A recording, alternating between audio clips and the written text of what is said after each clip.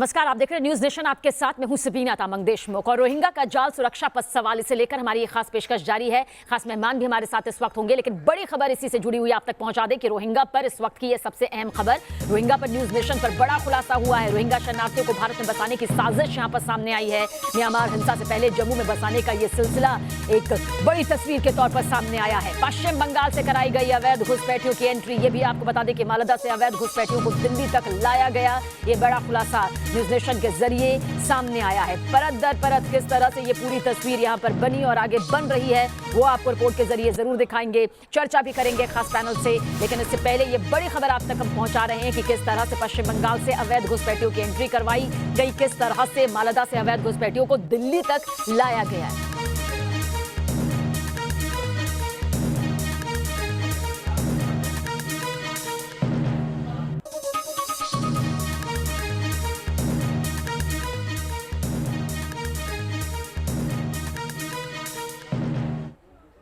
और खास चर्चा के लिए खास पैनल इस वक्त हमारे साथ मौजूद है। हमारे साथ retired colonel TP Tyagi ji मौजूद हैं, आप रक्षा विशेषज्ञ हैं। इसके अलावा सुशील पंडित जी हमारे साथ मौजूद हैं, जम्मू कश्मीर के मामलों के जानकार हैं। साथ ही हुनर गुप्ता जी हमारे साथ मौजूद हैं, आप जम्मू कश्मीर हाई कोर्ट में वकालत करते हैं, वकील हैं। आप सभी का बहुत बहुत स्वागत है। इस मुद्दे पर आप सभी से चर्चा होगी, बहुत गहनता के साथ, गंभीरता के साथ हम आपसे बातचीत यहाँ पर करेंगे, लेकिन उससे पहले ये रिपोर्ट जरूर देखें। अपना सामान लेकर भागते लोग, खाली पड़ी बस्तियां और लंबी कतार लगाकर कागजातों के वेरिफिकेशन की प्रक्रिया। जम्मू से आई ये वो तस्वीरें हैं जिन्होंने देश भर में एक बार फिर से रोहिंग्याओं के मुद्दे को हवा दे दी। बंगाल के मालदा से लेकर दिल्ली और जम्मू तक सुरक्षा एजेंसियां अलर्ट, कई सवालों के जवाब तलाशे जा रहे। मसलन बांग्लादेश का बॉर्डर पार करके जम्मू तक कैसे पहुंचे रोहिंग्या मुसलमान, किस साजिश के तहत जम्मू में रोहिंग्या को बसाया गया, घुसपैठ को परमानेंट परमिट देने के पीछे वजह क्या है, वो कौन लोग हैं जिन्होंने आउट ऑफ द वे जाकर इन्हें बसाया, और सबसे बड़ा सवाल, क्या जम्मू की डेमोग्राफी बदलने के लिए इन रोहिंग्याओं को हजारों किलोमीटर दूर बांग्लादेश से लाकर बसाया गया। इन सवालों का जवाब तलाशने के लिए न्यूज नेशन ने दिल्ली से जम्मू तक इन्वेस्टिगेशन किया। जम्मू में news nation reporter Shahnawaz Khan, जबकि दिल्ली में रुमानुल्लाह खान ने जमीनी तहकीकात की। आखिर किस साजिश के तहत बड़ी तादाद में अवैध तौर से रोहिंग्या भारत में घुसपैठ कर गए, और ये घुसपैठ बांग्लादेश के जरिए पश्चिम बंगाल में हुई। इतना ही नहीं, साजिशन इन रोहिंग्याओं को पश्चिम बंगाल से जम्मू कश्मीर में ले जाकर बसा भी दिया गया। दरअसल ये देश के कुछ खास हिस्सों में पॉपुलेशन डेमोग्राफी को बदलने की साजिश है, और इस साजिश से जुड़े हुए लोग पश्चिम बंगाल से लेकर दिल्ली और जम्मू कश्मीर तक फैले हैं। आज नेशन इन्वेस्टिगेशन में हम इसी रोहिंग्या वाली साजिश की पड़ताल करेंगे। सबसे पहले इन तस्वीरों को देखें। किसी के सिर पर सामान है तो किसी की गोद में बच्चा। जम्मू में सालों से रहने वाले ये वो रोहिंग्या मुसलमान हैं जिन पर बीते 7 मार्च को शासन प्रशासन ने एक्शन लिया तो हर तरफ हड़कंप मच गया। इस एक्शन में फॉरेन एक्ट का उल्लंघन कर गैर कानूनी तरीके से आए रोहिंग्या रिफ्यूजियों का वेरिफिकेशन करके करीब 155 लोगों को होल्डिंग सेंटर भेजा गया।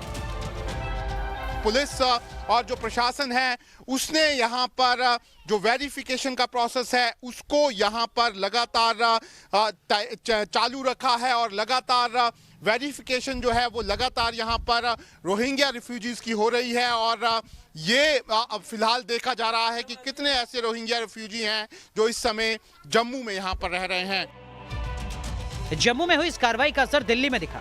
जम्मू से 88 रोहिंग्या दिल्ली के विकासपुरी में मौजूद UNHCR रजिस्ट्रेशन के दफ्तर अपने दस्तावेज बनवाने पहुंच गए, जिनसे अब FRRO यानी फॉरेनर्स रीजनल रजिस्ट्रेशन ऑफिसर के ट्रांजिट कैंप में पूछताछ की जा रही है। नेशन इन्वेस्टिगेशन में अपनी पड़ताल करते हुए हम FRRO के दफ्तर पहुंचे। यहाँ पर हमें पता चला कि UNHCR के दफ्तर से जो रोहिंग्या थे उनको FRRO की टीम अपने साथ अपने कैंप में लेकर गई, जहाँ पर उनका मेडिकल चेकअप हो रहा है, साथ ही कोरोना टेस्ट होगा, और साथ ही उनके दस्तावेज़ों की भी पड़ताल की जा रही है। ये जानने की कोशिश की जा रही है कि आखिर वो किस तरीके से म्यांमार से जम्मू कश्मीर पहुँचे और जम्मू कश्मीर से फिर दिल्ली कैसे पहुँचे, किन लोगों ने उनकी मदद की, कितने लोगों के पास जो दस्तावेज़ हैं वो पूरे हैं और कितने लोगों के पास नहीं है। इस जांच में कई अहम चौंकाने वाले खुलासे हुए हैं, और इस बात की उम्मीद है कि भारत में रोहिंग्या को घुसाने की जो साजिश है उससे जुड़े हुए चेहरे जल्द ही इस पूछताछ के बाद बेनकाब होंगे। सवाल यह है कि अवैध घुसपैठिए म्यांमार से जम्मू तक कैसे पहुंचे, ये जानने के लिए आपको देश में रोहिंग्या आबादी को समझना होगा। रोहिंग्या मुसलमान 1980 से भारत आ रहे हैं। यूएनएचआरसी से रजिस्टर्ड रोहिंग्याओं की संख्या 14,000, जबकि एक अनुमान के मुताबिक भारत में करीब 40,000 रोहिंग्या हैं। जम्मू कश्मीर में रोहिंग्या शरणार्थियों के पहुंचने की जांच पड़ताल में चौंकाने वाले तथ्य सामने आ रहे हैं। सुरक्षा एजेंसियों के मुताबिक म्यांमार में नस्ली भेदभाव और हिंसा शुरू होने के काफी पहले से रोहिंग्याओं को जम्मू में लाकर बसाने का सिलसिला शुरू हो गया था। कहीं ना कहीं सरकार भी इनको, जो तब की सरकार जो जहाँ से कांग्रेस, पीडीपी, एनसी, इन्होंने इनको बसाने में, यहाँ पे रहने में, इनको Aadhaar card, voter card, ration card, यहाँ तक कि पीआरसी, परमानेंट रेजिडेंट सर्टिफिकेट तक एक्वायर करने में यहाँ पे एडमिनिस्ट्रेशन से मदद करी है। जम्मू में अवैध घुसपैठियों की तादाद दिन ब दिन कैसे बढ़ती गई, इसकी पड़ताल के दौरान हमारी मुलाकात वकील हुनर गुप्ता से हुई। ये वही वकील हैं जिन्होंने साल 2017 में जम्मू कश्मीर हाईकोर्ट में एक पीआईएल दाखिल की थी, जिसे लेकर बीते महीने 9 फरवरी को कोर्ट ने आदेश जारी कर सरकार से रोहिंग्याओं की सही जानकारी देने को कहा था। 2017 में असेंबली में क्वेश्चन पूछा गया था, तब की गृह मंत्री महबूबा मुफ्ती ने इनकी सिर्फ संख्या 213 करके बताई थी। तो डेलिब्रेटली एक इंटेंशन थी इनको अंडरमाइन करने की, इनकी संख्या को कम बताने की। अभी जैसे आप रिपोर्ट्स आ रही है, जो अनकन्फर्म्ड जो रिपोर्ट्स हैं, they are more than about 30,000 people. अब सवाल ये उठता है कि पश्चिम बंगाल से चलकर कई राज्यों को पार करते हुए ये अवैध घुसपैठिए आखिर जम्मू तक कैसे पहुंच जाते हैं, और इसके पीछे भी खेल बड़ा है। बंगाल के मालदा से, जहां से अवैध घुसपैठियों को लाया जाता है दिल्ली तक, और फिर दिल्ली से जम्मू तक, जहां इन्हें ले जाकर बसाया जाता है, कई मजहबी एनजीओ का एक्टिव रोल रहता है। ये मजहबी संस्थाएं और एनजीओ रोहिंग्याओं को जम्मू कश्मीर के मुस्लिम बहुल होने का हवाला देते हैं, रोजगार और मजहब की सुरक्षा की पूरी गारंटी देते हैं, और फिर हामी भरने के बाद उनकी यात्रा का बंदोबस्त करके पहले मस्जिद, मदरसों और फिर झुग्गी बस्तियों तक ले जाकर बसा देते हैं। जम्मू से शहनवाज और दिल्ली से रुमानुल्लाह खान के साथ टीम न्यूज नेशन। और एक खास पैनल हमारे साथ मौजूद है, लेकिन सबसे पहले हुनर गुप्ता जी आपकी तरफ रुख करेंगे, क्योंकि आपके जरिए पहले पीआईएल भी दाखिल की गई, उसके बाद ये पूरी तस्वीर यहाँ पर सामने आई। और जाहिर सी बात है, क्योंकि जम्मू कश्मीर हाईकोर्ट के आप वकील है, कानूनी तौर पर भी इस चीज़ को हम आगे समझेंगे, लेकिन क्या कुछ आपको लगता है जो बड़ा खुलासा न्यूज़ नेशन के जरिए हुआ है, उससे ये कितनी हद तक साफ हो जाती है तस्वीर कि रोहिंग्या मुसलमान जो हैं वो आंतरिक सुरक्षा के लिए कितना बड़ा खतरा साबित हो सकते हैं, कितनी ज्यादा गंभीरता से इस पर एकजुट होने की जरूरत है? बिल्कुल, ये रोहिंग्या ना बल्कि ये रोहिंग्या ही, जो मेरी पीएल है वो सिर्फ रोहिंग्या तक सीमित नहीं है। इसमें जो इलीगल तरीके से जो बांग्लादेशी घुसपैठी हैं उनका भी जिक्र है। दोनों चीज़ों को हमें क्लब करके देखना पड़ेगा।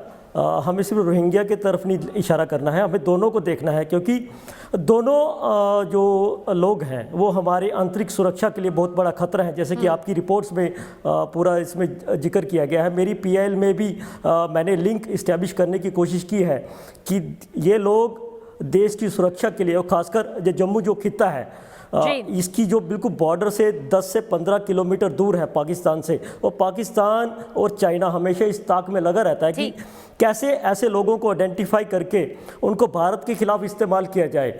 उसी की बाबत ये पीएल दायर 2017 में की गई थी।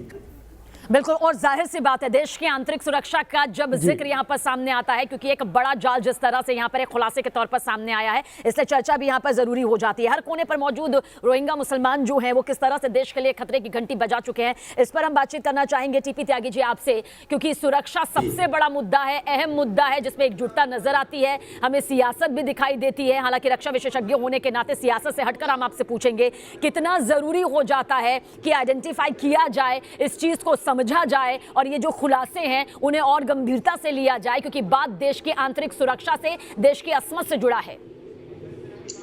ये देखिए, रोहिंग्या का जम्मू में बसना बाय एक्सीडेंट नहीं है, बाय चांस नहीं है, इट इज बाय डिजाइन। कल्पना कीजिए कि महबूबा मुफ्ती ने खुद ही असेंबली के अंदर ये कहा कि वो अपने आप आए हैं। क्या वेस्ट बंगाल से लेके 2000 किलोमीटर दूर जम्मू में वो आए नहीं, उनको लाया गया, उनके आधार कार्ड बनाए गए, वो एक किस्म से स्लीपिंग सेल बन जाएंगे आतंकियों के। तो इसलिए वो देश के लिए सबसे बड़ा सुरक्षा के लिए खतरा है। और उनको ये कहना कि साहब इनको यूनाइटेड नेशंस के जो कमिश्नर हैं रिफ्यूजी के, उन्होंने कार्ड दे दिया है। पहली बात तो ये कि हिंदुस्तान ने 1951 की रिफ्यूजी एक्ट पर हस्ताक्षर नहीं किए थे, लिहाजा United Nations commissioner of refugee का कार्ड यहाँ बेमानी है, उसका कोई मीनिंग नहीं है। दूसरी बात ये कि अगर वो कार्ड माना भी जाए तो वो करीब 16,000 लोगों को दिया गया है, इनकी संख्या तो 40,000 से भी ज्यादा बताई जाती है। अब अगर वो जम्मू के अंदर और सरहद के पास जो करीब 10 किलोमीटर दूर है ये फंस जाते हैं तो ये बिल्कुल मिली जुली बात यही है कि एक बड़ा जाल यहाँ पर दिखाई देता है और अगर ये जाल यकीनन बेहद मजबूती के साथ है तो देश की आंतरिक सुरक्षा के लिए एक बड़ा खतरा भी है। सुशील पंडित जी, जम्मू कश्मीर मामलों के आप जानकार हैं, आपने दोनों ही हमारे पैनलिस्ट को सुना, क्या कुछ आपका रिएक्शन यहाँ पर है? देखिए, क्योंकि जब बात देश की सुरक्षा को लेकर आती है तो हमें उम्मीद यहाँ पर रखनी होती है कि एकजुट आवाज जो है वो बुलंद तौर पर सामने आएगी, क्योंकि एक तरफ सियासत नजर आती है, दूसरी तरफ कानूनी जो पेंच है वो भी यहाँ पर सामने आते हैं। क्या कुछ आपका नजरिया यहाँ पर कहता है?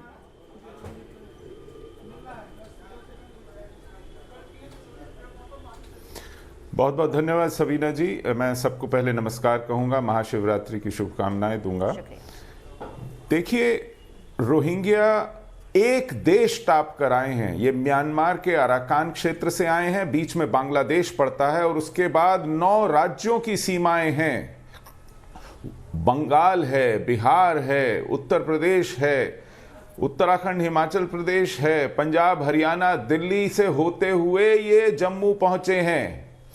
और जम्मू 100, 200, 1000, 2000 नहीं, हजारों की संख्या में आए हैं। और ये 2011 की दिसंबर, 2012 की जनवरी, इन 2-3 महीनों में बड़ी संख्या में लाए गए और जम्मू के भटिंडी इलाके में बसाए गए। भटिंडी एक रिजर्व फॉरेस्ट है, गवर्नमेंट लैंड है। ये वही जगह है जहां फारूक अब्दुल्ला ने एकड़ों जमीन एक तरह से जबरदस्ती हथिया ली है और वहां पर अवैध निर्माण करके अपना एक किले जैसा मकान बनाया है। और ये उन्हीं के बेटे के मुख्यमंत्रित्व काल में हुआ। उमर अब्दुल्ला तब प्रदेश के मुख्यमंत्री थे, यूपीए सरकार थी दिल्ली में। इतनी बड़ी संख्या में, इतनी बड़ी दूरी नाप करके आए हुए लोग बस जाएं, ये बिना सरकार की सहमति के मिलीभगत के संभव नहीं है। इसमें केंद्र सरकार और राज्य सरकार के शीर्ष राजनीतिक नेतृत्व की मिलीभगत है। इस देश में इस पर एक व्हाइट पेपर आना चाहिए। आपको मैं याद दिलाऊं, 2008 में अमरनाथ यात्रियों के लिए जो लाखों की संख्या में जाते हैं, चंद एकड़ जमीन 15,000 13,000 फुट की ऊंचाई के ऊपर पोटा केबिन बनाने के लिए, टेम्परेरी शेल्टर्स बनाने के लिए सरकार ने दी थी अमरनाथ श्राइन बोर्ड को कि किसी का फ्रैक्चर हो जाए, किसी को दिल का दौरा पड़ जाए, बर्फ हो जाए, फिसल जाए, कुछ हो जाए तो स्ट्रेचर की सुविधा उपलब्ध हो, ऑक्सीजन की सुविधा उपलब्ध हो। पूरे कश्मीर के राजनीतिक दल सड़कों पे आ गए कि हम 1 इंच जमीन नहीं देंगे।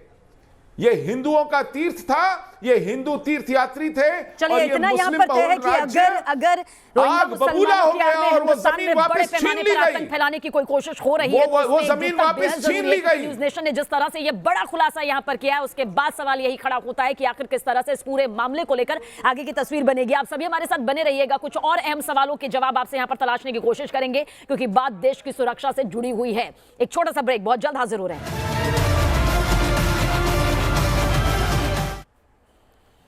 तो रोहिंग्या का जाल कितना खतरनाक यहाँ पर साबित हो सकता है और इसे लेकर जो न्यूज़ नेशन ने बड़ा खुलासा किया है, उसके साथ चर्चा करने के लिए 3 खास मेहमान हमारे साथ मौजूद है। एक बार फिर से आपकी तरफ रुख करेंगे। टीपी त्यागी जी, क्या कुछ आपको लगता है किस तरह की स्ट्रेटेजी होनी चाहिए ताकि इस बड़ी मुसीबत, इस बड़े खतरे से जो है वो निपटा जा सके? एक रक्षा विशेषज्ञ होने के नाते आपकी स्ट्रेटेजी क्या कहती है? देखिए, कश्मीर के अंदर एक मुठभेड़ में जो आतंकी मारे गए थे उनमें एक आतंकी यानी कि एक रोहिंग्या भी था।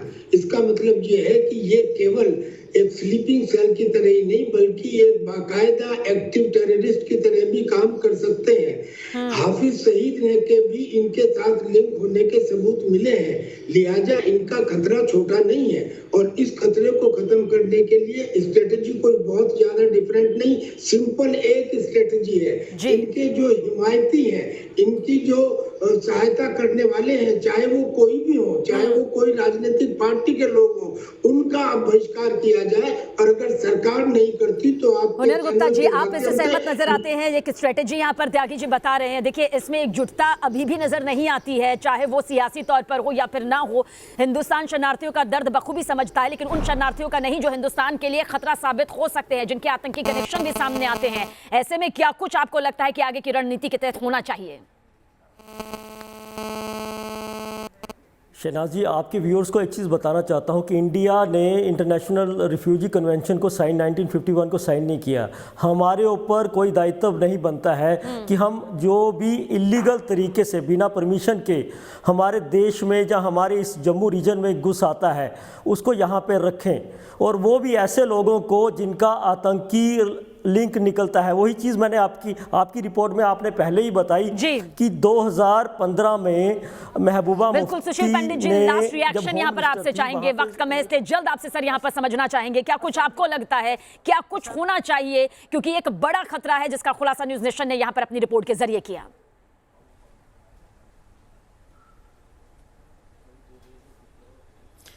सबीना जी, जिस क्षेत्र में जम्मू में इनको बसाया गया है वो आर्मी के सुंजवान कैंप से कुछ 100 मीटर की दूरी पर है, और ये वो सुंजवान कैंप है जहां पिछले 20 सालों में 6 से ज्यादा हमले हुए हैं। हमने अपने जवान खोए हैं, उनके परिवार खोए हैं। इसलिए ये एक बहुत खतरनाक साजिश है, इसकी तह में पहुंचना जरूरी है और इन सबको पैक करके वापस भेजना जरूरी है। बहुत हजारों में से यहाँ पर कहिए सुशील पंडित जी, तह तक पहुंचना बेहद जरूरी है, क्योंकि बात यहाँ पर देश की सुरक्षा से जुड़ी हुई है। बहुत बहुत शुक्रिया आप तीनों का इस खास चर्चा में शामिल होने के लिए। ये खबर हम आपको यहाँ पर बता रहे थे कि किस तरह से पूरी तस्वीर यहाँ पर समझने की जरूरत है। इस वक्त बड़ी खबर हमारे पास आ रही है, बड़ी खबर आप तक हम पहुंचाने जा रहे हैं। किस तरह से यहाँ पर ये पूरी बड़ी खबर, टीएमसी में शामिल होंगे यशवंत सिन्हा। इस वक्त की बड़ी खबर, पूर्व वित्त मंत्री यशवंत सिन्हा आज टीएमसी में शामिल होने जा रहे हैं। तो टीएमसी में शामिल होंगे यशवंत सिन्हा, पूर्व वित्त मंत्री रह चुके हैं, कई बड़ी जिम्मेदारियों को अब तक निभा चुके हैं। राजनीति का एक लंबा अनुभव इनके पास मौजूद है। पूर्व वित्त मंत्री रह चुके हैं यशवंत सिन्हा, ऐसे में टीएमसी में आज शामिल होने जा रहे हैं। तो अदला बदली का ये दौर जो है वो लगातार यहाँ पर जारी है। टीएमसी दफ्तर भी बताया जा रहा है कि कोलकाता में यशवंत सिन्हा पहुंच चुके हैं, और आगे भी खबरों का सिलसिला लगातार जारी रहेगा। आप बने रहिए हमारे साथ।